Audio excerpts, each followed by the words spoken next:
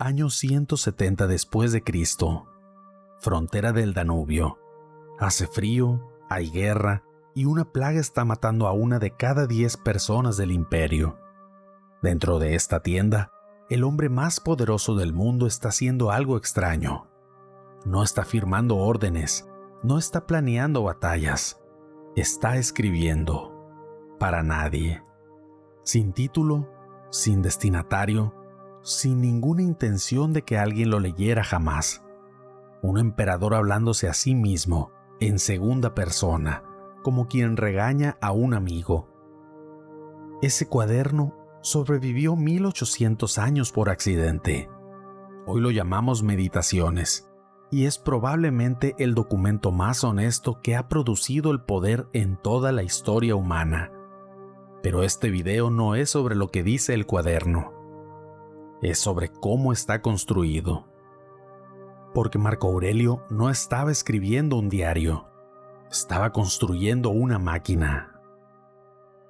Para entender por qué ese cuaderno importa, necesitas entender la cantidad de caos que caía sobre una sola persona. Marco Aurelio gobernaba un territorio de 5 millones de kilómetros cuadrados, sin internet, sin teléfono, sin mapas confiables. Cada decisión tardaba semanas en llegar a su destino, y para cuando llegaba, el problema ya había cambiado. A Marco Aurelio le tocó posiblemente el peor turno de la historia del puesto. Una guerra en 2 frentes contra tribus germánicas. La peste antonina, probablemente viruela, que mató a millones. Inundaciones del Tíber, hambrunas, un general de confianza que se autoproclamó emperador y lo traicionó. Y la muerte de al menos 8 de sus hijos. 8 hijos. Cualquiera de nosotros, con una fracción de esa carga, colapsaría. Y aquí está la pregunta que hace interesante todo esto. ¿Por qué él no? Los historiadores coinciden en algo raro para un emperador romano. No hay registro de crueldad gratuita, de paranoia, de los excesos que destruyeron a Nerón, a Calígula, a Cómodo, su propio hijo. Maquiavelo lo puso en la lista de los 5 buenos emperadores, el último de ellos. Pero ¿cómo se mantiene cuerdo alguien así? La respuesta no está en su biografía, está en la tienda de campaña, en ese cuaderno. Primero, lo que las meditaciones no son. No son un libro. Marco Aurelio nunca les puso título. El nombre griego que les quedó, Tao eis Heauton, significa algo así como las cosas a sí mismo. No tienen estructura de publicación, no tiene introducción, no tiene argumento que avance. Hay ideas que se repiten 10, 15 veces con distintas palabras. Y esa es exactamente la pista. Porque nadie repite 15 veces una idea en un texto que planea publicar. Repites 15 veces una idea cuando estás intentando instalártela. Cuando la sabes en teoría, pero se te olvida en la práctica. Cuando eres el emperador de Roma y sabes perfectamente que la ira es inútil, hasta que un mensajero te trae malas noticias del frente de batalla. Las meditaciones son ejercicios, repeticiones, el equivalente mental de ir al gimnasio y hacer la misma serie hasta que el músculo la memorice. Los estoicos tenían un nombre para esto, hipomnemata, notas para uno mismo, recordatorios. No escribías para descubrir ideas nuevas, escribías para que las ideas viejas no se te escaparan bajo presión. Y si esto te suena moderno, es porque lo es. 2000 años después le pusimos nombres nuevos: journaling, segundo cerebro, notas Zettelkasten, apps de 1000 colores, toda una industria del orden mental. Marco Aurelio lo hacía con una lámpara de aceite y papiro, y su versión tenía algo que casi todas las versiones modernas perdieron: tenía arquitectura. Si lees las meditaciones con cuidado, no como literatura, sino como ingeniería, descubres que casi todas las entradas hacen una de 3 cosas, 3 operaciones mentales que se repiten una y otra vez. Imagina la mente de Marco Aurelio como una casa de 3 habitaciones. Vamos a recorrerla. La primera operación es separar el hecho de la historia que te cuentas sobre el mismo hecho. Marco Aurelio se entrena entrada tras entrada en describir las cosas desnudas, sin adjetivos, sin drama. Un ejemplo famoso: se obliga a ver el vino elegante como jugo de uva fermentado y la túnica púrpura imperial como lana teñida con sangre de molusco. Suena casi grosero, pero fíjate en lo que está haciendo. Le está quitando el software emocional a las cosas para ver el hardware. Porque no es el vino el que te tienta la historia sobre el vino. El insulto no te hiere tu interpretación del insulto. Marco Aurelio escribe en el libro 8, la vida no la dañan los eventos, la dañan nuestros juicios sobre los eventos. Y el juicio sí es tuyo, ahí sí mandas tú. Primera habitación, nada entra a la casa sin pasar por el filtro. La segunda operación es un inventario brutal. De todo lo que hay en tu vida, ¿qué depende realmente de ti? Los estoicos habían hecho la contabilidad antes que él, y el resultado es incómodo. Tu reputación, no. Tu salud, solo en parte. Lo que hacen los demás, jamás. El pasado, obviamente no. El clima, la plaga, los bárbaros del otro lado del Danubio, no, no y no. ¿Qué queda? Tus juicios, tus decisiones, tu esfuerzo presente. Punto. Y aquí está el detalle que la gente se pierde. Esto no es resignación. Marco Aurelio no dejó de pelear la guerra ni de administrar la plaga. Es asignación de recursos. Toda la energía que no gastas en lo incontrolable queda disponible para lo controlable. Es la decisión de portafolio más rentable que existe. Dejar de invertir en activos donde tu rendimiento garantizado es 0. Segunda habitación, cada preocupación tiene su lugar, y la mayoría tiene su lugar afuera.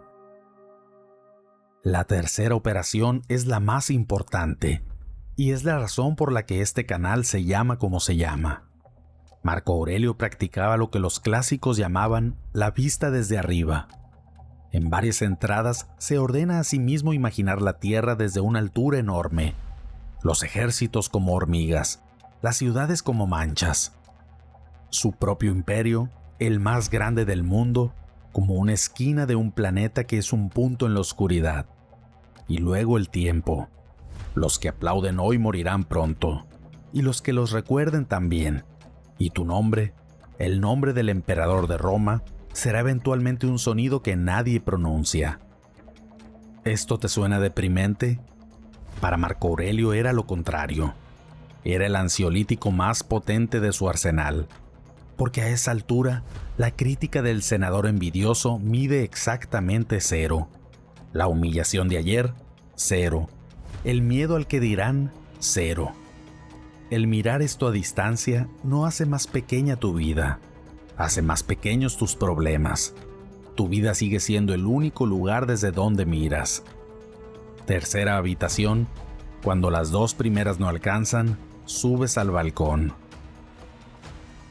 Filtro, mapa, balcón. 3 habitaciones. Eso es todo el sistema. Y ahora la pregunta obligada. ¿Esto le funcionaba de verdad o solo es literatura bonita? Hay una prueba de estrés documentada y es brutal. Año 175. Avidio Casio, uno de los generales más poderosos del imperio y hombre de total confianza de Marco Aurelio, recibe un rumor falso. El emperador ha muerto. Y en lugar de verificarlo, se proclama emperador. Traición completa, con el ejército de Egipto y Siria detrás. Ponte en los zapatos de cualquier otro emperador romano. La respuesta estándar era conocida.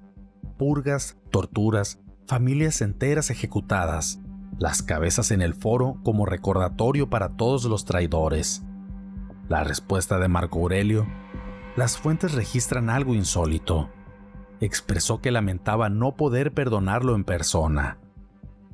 Tiempo después, cuando un soldado le llevó la cabeza de Casio, asesinado por sus propios hombres antes de que llegara a la guerra civil, Marco Aurelio se negó a verla y ordenó enterrarla con honores. Después, protegió a la familia del traidor y pidió al Senado que no ejecutaran a los conspiradores. Eso no es meramente temperamento. Nadie nace así. Eso es una mente que pasó décadas en el gimnasio. El hecho, sin la historia, un hombre cometió un error basado en información falsa. El mapa de control, su traición no dependía de mí, mi respuesta sí. Y el balcón, en 100 años, ¿qué habrá importado esta venganza? Las 3 habitaciones funcionando bajo el peor fuego posible. Y aquí es donde todo esto deja de ser historia antigua y se vuelve incómodamente personal.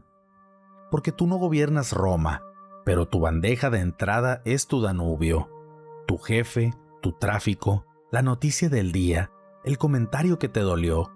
Todo eso entra a tu casa mental sin filtro, se instala en las habitaciones que no le tocan y nunca jamás lo miras desde el balcón. La mala noticia, no hay app que haga esto por ti. Marco Aurelio no tenía un sistema guardado en el cuaderno. El cuaderno era el entrenamiento. El sistema vivía en él. Escribir era la repetición, la instalación. La buena noticia, el equipo necesario cuesta lo mismo que hace 1900 años. Algo donde escribir, 10 minutos y una sola pregunta con la que empezar hoy en la noche. De todo lo que me preocupó hoy, ¿qué era hecho y qué era historia? Esa pregunta es la puerta de la primera habitación. Las demás se construyen solas, con repeticiones. Queda una última ironía de la cual hablar, y es la mejor de todas. Marco Aurelio escribió obsesivamente sobre lo poco que dura la fama, sobre lo absurdo de trabajar para ser recordado. Todo es efímero, se repite, el que recuerda y lo recordado. Y sin embargo, aquí estamos, 1850 años después, millones de personas leyendo el único texto suyo que nunca quiso que nadie leyera. Sus discursos oficiales, sus cartas de estado, todo lo que sí escribió para la posteridad, casi todo perdido. Lo que sobrevivió fue el cuaderno privado. Piénsalo bien, porque ahí hay una lección que ningún gurú de productividad te va a vender. Todo lo que Marco Aurelio construyó para el mundo exterior se lo tragó el tiempo. El imperio cayó, las estatuas se rompieron, las fronteras que defendió con 20 años de guerra ya no existen. Lo único que sigue en pie es el trabajo que hizo hacia adentro.